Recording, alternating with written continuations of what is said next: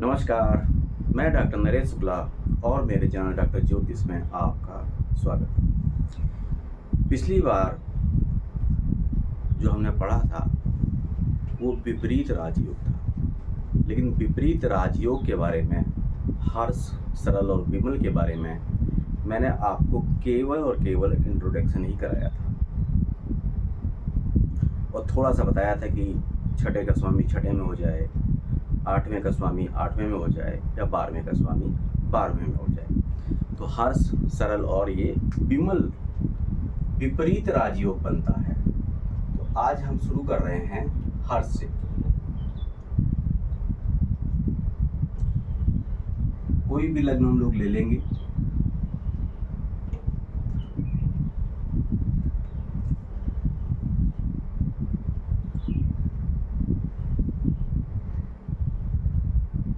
Diagram बना लेता हूँ। पहले मैं क्या ले सकता हूँ मैं आपके सामने, चलिए।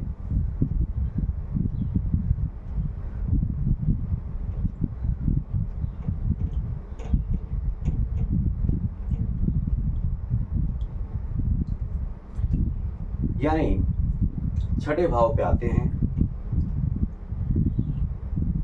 जो हमारा हर्ष विपरीत राजयोग होगा। अब समझ लीजिए राजयोग भी लिखा हुआ है और विपरीत भी लिखा हुआ है, तो इसका मतलब क्या है? यानी कुछ इसमें उथल पुथल होगी, जो ग्रह हैं वो इधर से उधर जाएंगे। और जो छठा भाव है हमारा, ये बहुत ही खास भाव भी है, खराब भी कहा जाता है, क्योंकि अगर त्रिक भाव की गणना करते हैं हम तो 6, 8, 12 में ये भाव आ जाता है। उपचय की गणना करते हैं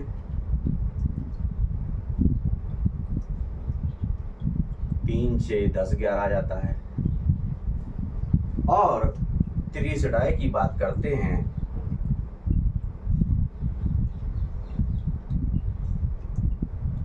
तो 3, 6, 11 तब भी इसमें आता है। यानी 6 जो है इसमें बहुत ज्यादा इंपॉर्टेंट है। 6 में जो ग्रह जाते हैं उनकी गणना कैसे की जाती है, क्योंकि छठा भाव, जो छठा भाव है ये आपने नोट कर लिया, त्रिक में भी आएगा, उपचय में भी आएगा, त्रिशडाय में भी आएगा। ये तीनों में ही 6 आता है। बाकी कोई भी ऐसा स्थान नहीं है, ऐसा भाव नहीं है जो तीनों में ही आ जाए। मैं इसको मिटा रहा हूं। अब ये स्थान जो है छठा भाव, इसके बारे में कहा गया है कि बीमारी भी देता है, शत्रु भी देता है, शत्रु भी देता है और ऋण भी देता है। ये 3 चीजें लिखी हैं, लेकिन केवल यहीं तक सीमित नहीं है। बीमारी तो देगा, कैसे देगा वो भी मैं बताऊंगा आपको। शत्रु देगा। अभी तो केवल मैं हर्ष विपरीत राजयोग पे ही रुकूंगा कि अगर छठे का स्वामी छठे में ही बैठ जाए, यानी मंगल है और यहीं पर बैठ जाइए, तो इसको कहा जाता है हर्ष विपरीत राजयोग। अब ये मंगल क्योंकि स्वराशि में है, तो जो ग्रह जहां पर बैठ जाता है उसकी हमेशा ही ज्यादातर सूर्य को छोड़ के और चंद्रमा को छोड़ के सबकी ही 2-2 राशियां हैं। मंगल की भी अपनी 2 राशियां हैं, यहां लिख दे रहा हूं, 1 और 8। तो जहां बैठता है ये ज्यादातर वहीं के लिए काम करता है। 70% करीब या 70 से 5% करीब ये यहीं के लिए काम करेगा, बाकी 25 के लिए यहाँ काम करेगा। ज्यादातर ये वर्क इसी के लिए करेगा, क्योंकि अपनी ही राशि में बैठने से ये मजबूत हो गया है, ये घर भी मजबूत हो गया है। तो बीमारी, शत्रु और ऋण बीमारियां तो अभी जो आएंगी आपको, जो आती हैं इसमें, वो जो भी ग्रह यहाँ बैठेगा उसके हिसाब से आएगी। जितने भी ग्रह हैं वो अपने हिसाब से बीमारी देंगे। इसके अलावा जो नौकरी का घर है वो भी छठा है, यानी छठा, 10वां और 11वां घर, ये जो आपके घर हैं ये नौकरी के लिए हैं। जो भी कहीं सर्विस कर रहे हैं, सरकारी में है, प्राइवेट में, अच्छी जॉब में है, तो उनमें आप देखिएगा कि छठे घर के अलावा 10वां या 11वां घर भी एक्टिवेट हो जाता है दशा या महादशा में। दशा या महादशा में अगर नौकरी लगती है तो छठा घर एक्टिवेट है, तो साथ में 10वां और 11वां घर भी एक्टिवेट होगा। मतलब उनकी भी दशा या अंतरदशा जरूर आएगी, तभी आपकी नौकरी भी लगती है। जो शत्रु हैं, शत्रु तो हमारे पास जो रहते हैं वो इस समय खुलेआम तो घूमते नहीं हैं। ये शत्रु किनकी हो रही है? जो हमारे अंदर लोभ भरा हुआ है, दूसरे के प्रति घृणा है, अहम है, ये उनकी बात हो रही है। जो बाहर वाले शत्रु हैं उनकी तो बात हो ही रही है, जो हमारे अंदर भरते हैं इनकी भी। लेकिन जब ये मंगल या कोई भी स्वराशि का अपना, मतलब जो उसकी राशि वहीं पर बैठ जाए तो ये हर्ष विपरीत राजयोग बनता है। और पिछले वाले वीडियो में मैंने बताया था कि ये थोड़ा सा निगेटिव टच देता है। निगेटिव का मतलब जो आपकी आय होता है उसमें निगेटिव टच देता है, नकारात्मक पहलू दे देता है। तो यहाँ मंगल बीमारियों से, शत्रु से, ऋण से तो आपको छुटकारा दिलाएगा ही, लेकिन नौकरी बनने के, नौकरी के भी चांस हो जाएंगे। बीमारी कब देगा? अब मंगल यहाँ पर आ गया है छठे में, क्योंकि बीमारी का है। तो जब तक ये दूसरे खराब जो पापी ग्रह हैं उनकी दृष्टि में या उनके साथ नहीं आएगा, तब तक ये आपको ज़्यादा बीमारी नहीं देगा। तब तक ये आपको ज़्यादा बीमारी नहीं देगा। इसमें तो हल्की सी बीमारी देगा। अब बीमारी कौन सी? सभी ग्रहों की, जितने भी ग्रह हैं, चाहे सूर्य हो, चाहे चंद्रमा हो, चाहे मंगल हो, चाहे शनि हो, चाहे बुध हो, सबकी अपनी अपनी बीमारियां हैं और वही बीमारियां यहाँ पर दिखाई देती हैं। लेकिन ये बीमारियां तब दिखाई देंगी जब ये ग्रह पीड़ित हो जाएगा। देखिए यहाँ आने पे थोड़ी सी पीड़ा तो इसको शुरू हो चुकी है, लेकिन जो बाकी पीड़ा है वो कब आएगी? जब इस मंगल पर जो पाप ग्रह हैं उनकी दृष्टि पड़ जाए या उनकी युति हो जाए, यानी यहाँ पर शनि भी आ जाए, तभी ये पीड़ित हो गया। तो मंगल जो है वो अपनी बीमारियां देना शुरू कर देगा। और ये बीमारियां ज़्यादा प्रभावी कब होंगी? जब मंगल की दशा आएगी, अंतरदशा आएगी, प्रत्यंतर दशा आएगी। मंगल से बीमारियां कौन सी होती हैं? जो ब्लड संबंधित बीमारियां हैं वो मंगल देता है।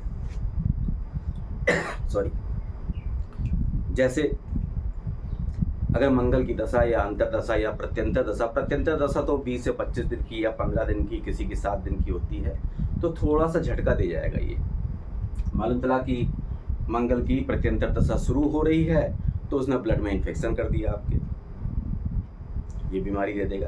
लेकिन कंडीशन मैं फिर बता रहा हूँ कि पीड़ित होने पर जितना ज़्यादा पीड़ित होगा उतना ही परेशानी होगी। यही मंगल एक्सीडेंटल भी हो जाता है, लेकिन यही मंगल नौकरी भी दिलाता है, पीड़ित नहीं है तो। लेकिन अभी हम बीमारी की बात कर रहे हैं तो अभी इसको पीड़ित ही रख रहे हैं, और ये शनि से दष्ट भी हो सकता है।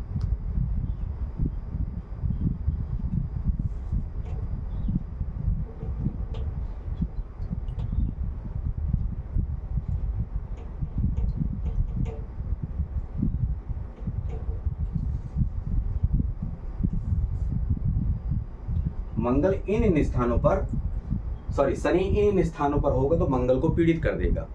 यानी मंगल के साथ हो, चौथे भाव में हो, 12वें में हो और 9वें में हो। अब देखिए यहाँ पर जो है शनि 84 में है, सतयोग भी बना रहा है, लेकिन ये मंगल को पीड़ी जरूर करेगा। और मंगल की दशा या अंतर दशा में इसको ब्लड संबंधित पाइल्स की परेशानी, ब्लड का इन्फेक्शन, चोट चपेट लगना, गिरना, इस टाइप की परेशानियां होंगी। लेकिन ये तभी होगा जब मंगल पीड़ित होगा। जितना ज़्यादा पीड़ित होता जाएगा उतनी ही परेशानी इसको आती चली जाएगी। लेकिन यही मंगल नौकरी भी दिलाता है। मंगल क्या कोई भी छठे घर पर बैठा हुआ हो तो केवल पीड़ा ही नहीं देगा,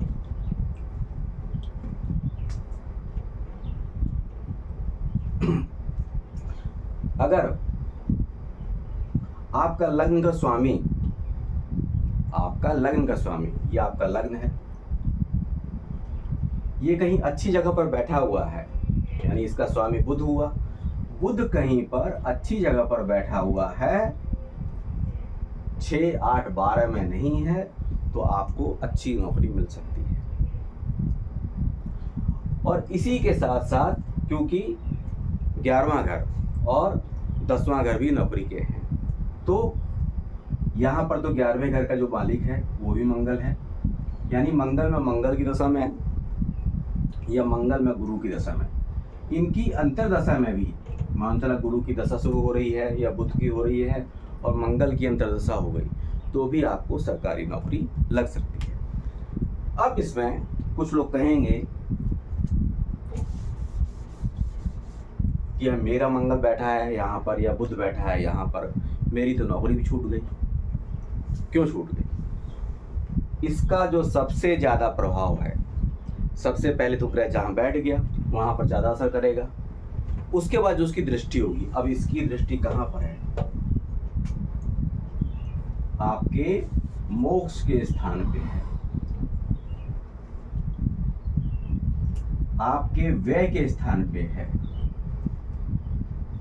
आपके इन्वेस्टमेंट के,